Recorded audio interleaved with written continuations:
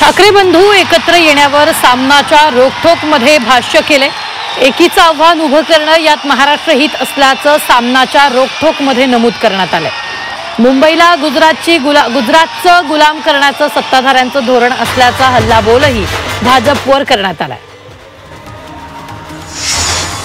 हिंदी भाषेच्या आडून सत्ताधाऱ्यांचा मुंबई तोडण्याचा डाव होता असा आरोप मनसे अध्यक्ष राज ठाकरेंनी केला होता। राज ठाकरेंच्या या आरोपांना सत्ताधाऱ्यांनी उत्तर दिलंय। मुंबई तोडण्याची कुणाची ही हिंमत नाही असं उत्तर मंत्री चंद्रकांत पाटलांनी दिलंय।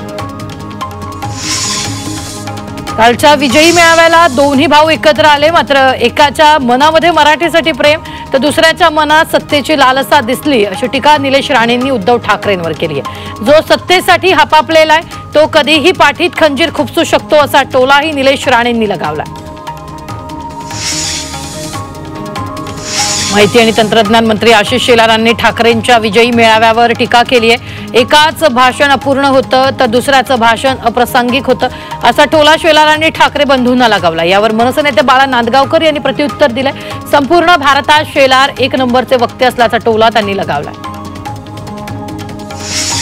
माहिती आणि तंत्रज्ञान मंत्री आशिष शेलार यांनी मनसैनिकांबाबत वादग्रस्त वक्तव्य केले। शेलारांनी मनसैनिकांची तुलना थेट पहलगाम दहशतवाद्यांशी केली आहे। दहशतवाद्यांनी धर्म विचारून मारलं तर यांनी भाषा विचारून मारलं असं शेलार म्हणाले।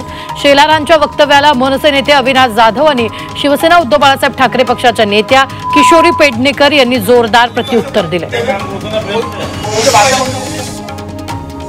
लालकृष्ण अडवाणींनी हिंदीला विरोध केला नाही आणि हिंदुत्व सोडलं नाही अशा शब्दात सांस्कृतिक मंत्री आशिष शेलार यांनी राज ठाकरेंच्या टीकेला उत्तर दिले। तसंच बॉम्बे स्कॉटिश मधील बॉम्बेला विरोध का केला नाही असा सवाल शेलारांनी विचारलेला आहे।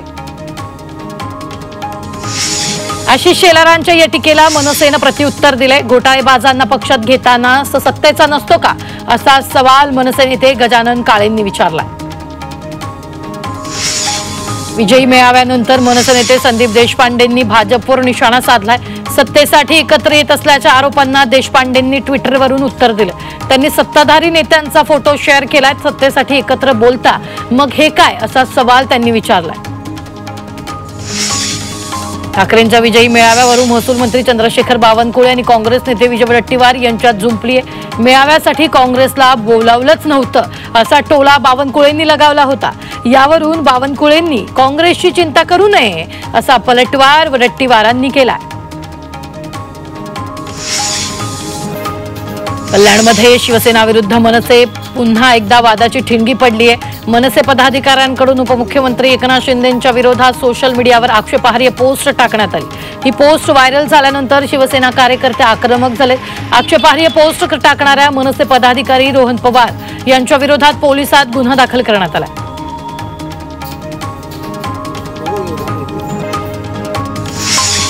मी महाराष्ट्रात राहतो, मराठी बोलणार नाही असं आव्हान भोजपुरी अभिनेता दिनेश लाल यादव उर्फ निरहुआन ठाकरे बंधूंना दिलंय।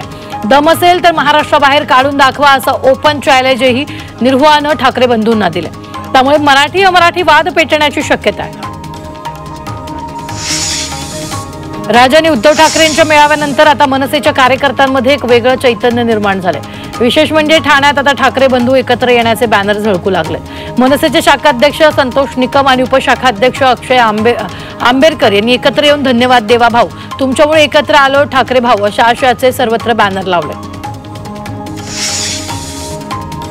ठाकरे बंधूंच्या एकीनंतर शिवसेना भवनासमोर बॅनरबाजी करण्यात आली। आजचा दिवस दिवाळी, आजचा दसरा असा उल्लेख बॅनरवर आहे। बॅनरवर उद्धव आणि राज ठाकरे तसंच आदित्य आणि अमित ठाकरे यांचाही फोटो आहे। तर तिकडे ठाण्यातही ठाकरे बंधूंचे एकत्रित बॅनर झळकले।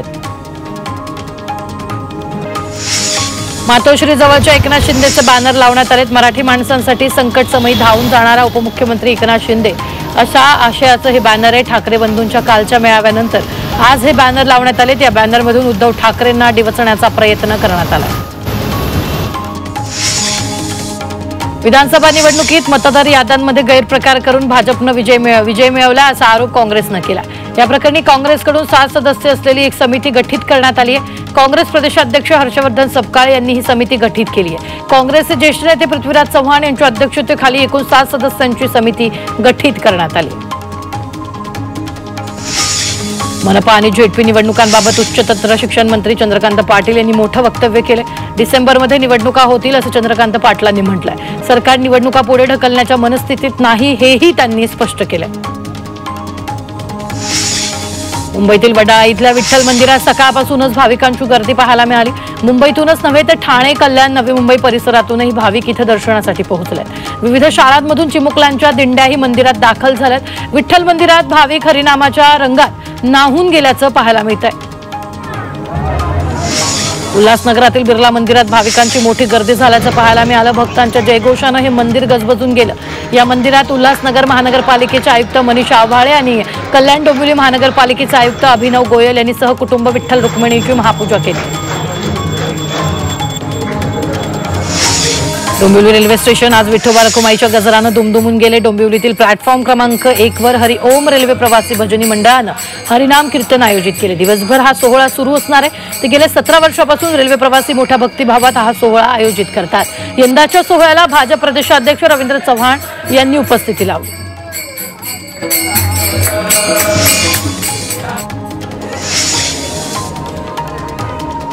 अकरावीच्या प्रवेशाच्या पहिल्या फेरीची मुदत उद्या सायंकाळी 5 वाजता संपणार आहे। त्यानंतर पहिल्या फेरीतील विद्यार्थ्यांना नोंदणी करता येणार नाही, तर दुसऱ्या फेरीचं नियोजन 7 जुलै नंतर होईल। आतापर्यंत 4,45,000 विद्यार्थ्यांचे प्रवेश झाले। मुंबई महापालिकेच्या 200 पेक्षा जास्त माध्यमिक शाळा मुख्याध्यापकांविना सुरू असल्याची माहिती आहे, तर अनेक शाळांमध्ये लिपिक शिपायांची पदही रिक्त आहेत। मुख्याध्यापकाची पदं सेवाज्येष्ठतेनुसार भरण्याची प्रक्रिया सुरू असली तरीही लिपिक आणि शिपाई पदांसाठी राज्य सरकारनंच निर्णय घेणं आवश्यक आहे। मुंबईतील वरळी नायगावमधील बीडीडी चाळीच्या घरांचं म्हाडाकडून पुनर्वसन बांधकाम वेगात सुरू आहे। डिसेंबर अखेरपर्यंत 4,000 रहिवाशांना हक्काचं घर देण्याचं म्हाडाचं नियोजन आहे। त्यामुळे बीडीडी वासियांच्या हक्काच्या घराची स्वप्नपूर्ती लवकरच पूर्ण होणार आहे। कर्जत रेल्वे स्थानकावर धावत्या लोकलमधून एका महिलेने उडी मारण्याचा प्रयत्न केला। यावेळी पोलिसांनी महिलेचे प्राण वाचवले, तर या घटनेचा सीसीटीव्ही फुटेजही समोर आलेला आहे। पालघर जिल्ह्यात मुसळधार पाऊस सुरू आहे। हवामान खात्यानं जिल्ह्याला आज पावसाचा ऑरेंज अलर्ट दिला। धरण क्षेत्रात पडणाऱ्या पावसामुळे सूर्य प्रकल्पाच्या धामणी धरणाचे 5ही दरवाजे उघडले। धामणी आणि कवडास धरणांमधून सूर्या नदी 40,000 क्युसेक पाण्याचा विसर्ग सुरू आहे। त्यामुळे सूर्या नदीच्या पाणी पातळीत मोठी वाढ झाली आहे। दरम्यान नदीकाठावरच्या गावांना सतर्कतेचा इशारा देण्यात आला आहे। वसई विरारमध्ये शहरी भागासह ग्रामीण भागात सकाळपासून मुसळधार पाऊस होतोय, त्यामुळे शहरातले सखल रस्ते जलमय झालेत। नालासोपारा पूर्वेकडच्या राजमाता नगर, गालानगर, संकेश्वर नगर, आचोळे रोड या परिसरात पाणी साचल्यानं जनजीवन विस्कळीत झालंय। ठाणे शहरात मोठमोठे खड्डे पडले। ठाण्याहून मुंबईला जोडणाऱ्या या मुख्य रस्त्यावरून जाताना वाहन चालकांना कसरत करावी लागते। खड्ड्यांमुळे अपघात होऊन अनेकांना जीवाला मुकावं लागले, त्यामुळे पालिकेनं खड्डे बुजवावेत अशी मागणी नागरिक करतात।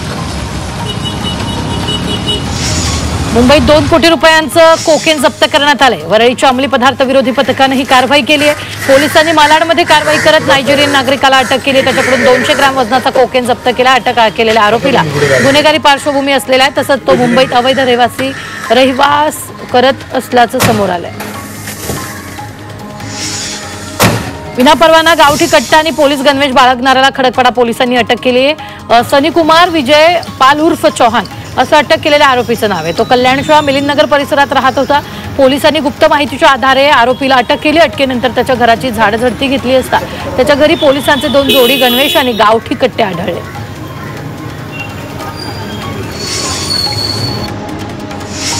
मुंबईत स्वस्तात घर देण्याचं आमिष दाखवून 1.5 कोटीची फसवणूक केल्याची घटना घडली। कांजूरमार्ग परिसरात 8 लाखात घर देण्याचं आश्वासन देऊन 16 जणांची फसवणूक करण्यात आली। दरम्यान या फसवणुकीप्रकरणी भांडूप पोलिसांनी 2 महिलांविरोधात गुन्हा दाखल केला।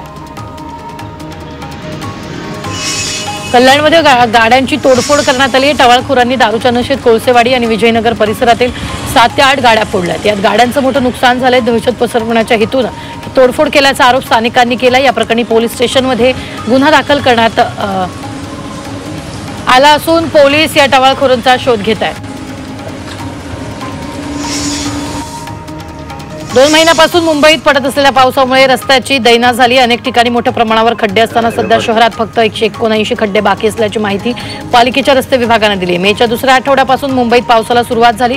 काही दिवसांपासून पावसाचा जोर कायम होता, त्यामुळे गेल्या 1.5 महिन्यात महापालिकेकडे खड्ड्यांच्या 1137 तक्रारी आहेत।